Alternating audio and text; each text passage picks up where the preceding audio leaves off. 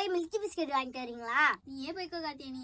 அக்கா இப்பதாக்கா நானும் எங்க அம்மாவும் சாமியை பாக்குறதுக்கு அவ்வளவு பெரிய கியூல நின்று வந்தோம். கால வலிக்குதுக்கா, சத்த போயிட்டு வாங்களேன்.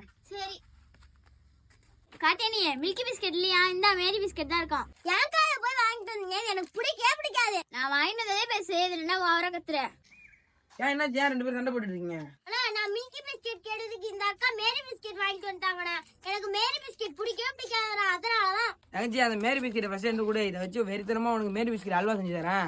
நான் மேரி பிஸ்கெட் வச்சா அல்வாவா? நீங்க மேரி பிஸ்கெட் வச்சு அல்வா செஞ்சிடுவோம்னு சொல்லிட்டு அடுப்பு ஆன் பண்ணி மேரி பிஸ்கெட் ஒரு பாத்திரத்துல போட்டு அதுக்கு மேல கொஞ்சமா பாலை ஊத்தி எக் பீட்டர் வச்சு நல்லா கிண்டி இந்த மாதிரி வந்ததும் அதுக்கப்புறம் பாத்தீங்கன்னா அடுப்புல சட்டி வச்சு சட்டியில நிறைய ஊத்தி விட்டு அதுல முந்திரி திராட்சை போட்டு நல்லா பொரிச்சு அதே சட்டியில நம்ம கிண்டி வச்சு இந்த மேரி பிஸ்கெட்டை ஊத்தி நல்லா கிண்டி விட்டு அதுக்கு மேல நாட்டு சக்கரை நம்ம வறுத்த முந்திரி திராட்சையை போட்டு நல்லா கிண்டி விட்டு அவ்வளவுதான் வெறித்தனமா மேரி பிஸ்கெட் அல்வா ரெடி. தங்கச்சி இந்தா மேரி பிஸ்கெட் வச்சு அல்வா. ஐ குடுடா.